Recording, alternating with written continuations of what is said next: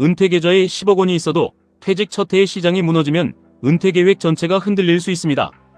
특히 10억 원이 대부분 QLD, TQQQ에 들어있고 다음 달부터 생활비를 꺼내야 한다면 생각보다 위험합니다.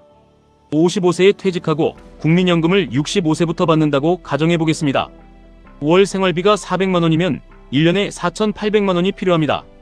10년 동안 수익률과 물가를 전혀 계산하지 않아도 필요한 돈은 4억 8천만 원입니다. 그런데 생활비가 매년 3%씩 오른다고 가정하면 10년간 필요한 금액은 약 5억 5천만 원으로 늘어납니다.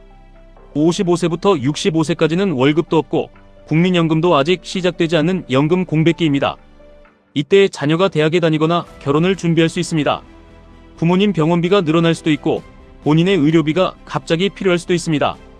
계좌가 계속 오를 때는 문제가 없어 보입니다.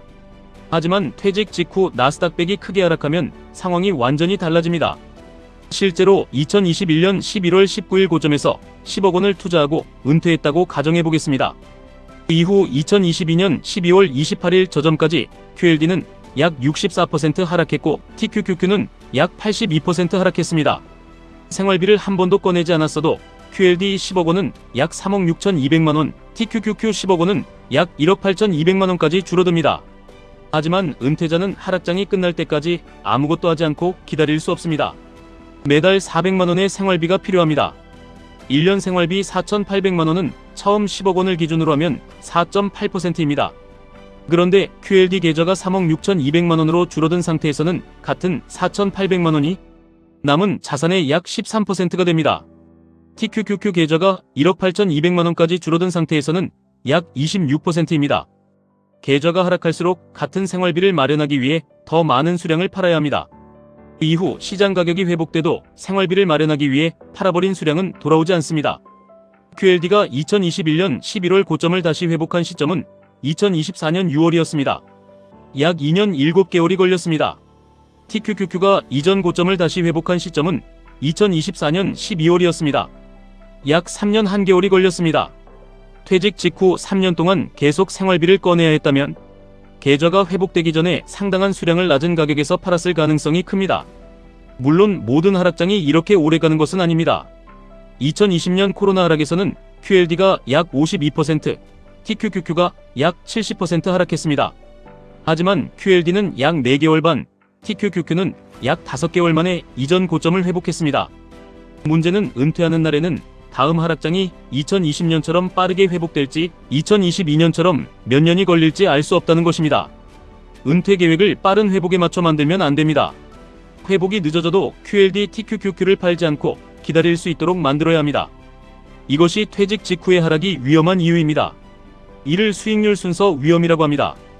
평균 수익률이 같더라도 은퇴 초반에 하락장이 먼저 오면 생활비 인출과 손실이 동시에 발생해 계좌의 회복력이 크게 떨어집니다. 그래서 은퇴자금은 하나의 계좌로 관리하기보다 사용할 시점에 따라 세 구간으로 나누는 것이 좋습니다. 첫 번째는 퇴직 후 2년 동안 사용할 생활비입니다. 월 400만 원이라면 9,600만 원입니다. 이 돈은 시장 상황과 관계없이 꺼내 쓸 수 있는 예금이나 현금성 자산으로 둡니다. 시장 급락돼도 이 계좌에서 생활비가 나오기 때문에 QLD, TQQQ를 서둘러 팔 필요가 없습니다. 두 번째는 퇴직 3년차부터 6년차까지 사용할 돈입니다. 단순 원금 기준으로 4년 생활비인 1억 9,200만 원입니다. 이 돈은 첫 번째 생활비 통보다는 수익성을 추구하되 주식시장이 하락했을 때 큰 손실이 발생하지 않도록 변동성을 낮춰 관리합니다. 예금 만기를 나누거나 단기 채권과 같은 방어적인 자산을 활용해 사용할 시점에 맞춰 준비하는 방식입니다. 세 번째는 퇴직 후 7년 이상 기다릴 수 있는 성장자금입니다.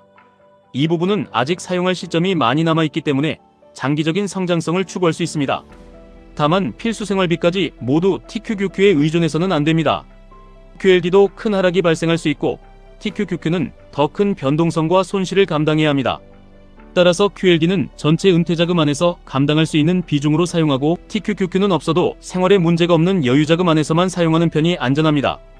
이렇게 세 구간으로 나누면 시장이 2년 동안 부진해도 QLD, TQQQ를 바로 팔지 않아도 됩니다. 첫 번째 생활비 통해서 돈이 빠져나가는 동안 두 번째 방어자금과 세 번째 성장자금은 회복할 시간을 얻습니다. 시장이 상승한 해에는 성장자산 일부를 줄여 생활비 통을 다시 2년치로 채웁니다. 반대로 시장이 크게 하락한 해에는 성장자산을 팔지 않고 생활비 통과 방어자금을 사용합니다. 핵심은 미래의 시장을 맞추는 것이 아닙니다. 시장이 좋을 때 팔고 시장이 나쁠 때 기다릴 수 있는 구조를 만드는 것입니다. 퇴직 시점이 5년 이상 남았다면 준비 순서도 중요합니다. 먼저 1년 생활비인 4,800만 원을 확보합니다. 그 다음 2년 생활비인 9,600만 원까지 늘립니다. 퇴직 3년 전부터는 TQQQ 신규 매수보다 연금 공백기에 사용할 현금과 방어자산 확보를 우선할 수 있습니다. QLD TQQQ 계좌가 크게 상승한 해에도 수익을 전부 다시 투자하지 않고 일부를 생활비 계좌로 옮겨 확정합니다. 수익을 확정하는 것이 상승 기회를 버리는 행동처럼 느껴질 수 있습니다. 하지만 은퇴가 가까워진 사람에게는 계좌의 최고점보다 시장이 하락했을 때 팔지 않아도 되는 시간이 더 중요합니다. 퇴직 1년 전에는 월급 없이 사는 연습도 해볼 수 있습니다. 급여가 들어오면 전액을 별도 계좌로 옮기고 매달 미리 정한 은퇴 생활비 400만 원만 생활통장으로 보냅니다. 생활비가 매달 부족하다면 4억 8천만 원이라는 계산 자체가 부족하다는 뜻입니다. 자동차 교체비와 자녀 지원금과 여행비와 의료비가 월 400만 원에 포함되어 있는지도 확인해야 합니다. 반대로 매달 돈이 남는다면 실제 필요한 생활비를 낮출 수 있습니다. 이 연습을 하다가 한 달 생활비가 부족할 때마다 QLD를 팔고 싶은 마음이 든다면 현금통이 너무 작다는 신호입니다. 퇴직 후 재취업할 계획이 있더라도 그 소득을 처음부터 확정 수입으로 계산하지 않는 편이 안전합니다. 일자리가 생기면 연금 공백기 자금이 남는 것이고 일자리가 생기지 않아도 계획은 유지돼야 합니다. 많은 사람이 은퇴자금 10억 원만 만들면 모든 준비가 끝난다고 생각합니다. 하지만 10억 원이 전부 TQQQ에 있고 다음 달부터 생활비를 꺼내야 한다면 안전한 10억 원이 아닙니다. 반대로 총 자산이 8억 원이어도 2년 생활비가 현금으로 준비돼 있고 이후 사용할 방어자금과 국민연금과 퇴직연금이 예정돼 있다면 훨씬 강한 구조일 수 있습니다. 10년 생활비 4억 8천만 원을 모두 현금으로 미리 준비할 필요는 없습니다. 그렇게 하면 물가 상승을 따라가지 못하고 장기 수익률도 낮아질 수 있습니다. 처음 2년 생활비는 현금성 자산으로 준비하고 그 다음에 사용할 돈은 사용 시점에 맞춰 위험을 나누면 됩니다. 은퇴에서 중요한 것은 가장 높은 수익률이 아닙니다. 필요한 날짜에 필요한 금액이 준비되어 있는지가 더 중요합니다. 55세의 은퇴는 계좌가 가장 많이 오른 날에 맞춰 찾아오지 않습니다. 회사 사정과 건강과 가족 상황이 먼저 은퇴일을 결정할 수 있습니다. 그래서 퇴직 5년 전부터는 목표를 수익률에서 현금 흐름으로 바꿔야 합니다. QLD TQQQ로 자산을 키우는 시간과 그 자산을 생활비로 바꾸는 시간에는 서로 다른 전략이 필요합니다. 55세부터 65세까지 필요한 4억 8천만 원을 먼저 계산하십시오. 물가까지 고려한다면 약 5억 5천만 원입니다. 그 돈을 사용할 시점에 따라 나누고 남은 자금으로 성장성을 추구하십시오. 은퇴를 지키는 것은 가장 높은 수익률이 아닙니다. 시장이 나쁠 때 QLD TQQQ를 팔지 않아도 되는 10년의 설계입니다. 지금까지 1분 투자 하이젠버그였습니다.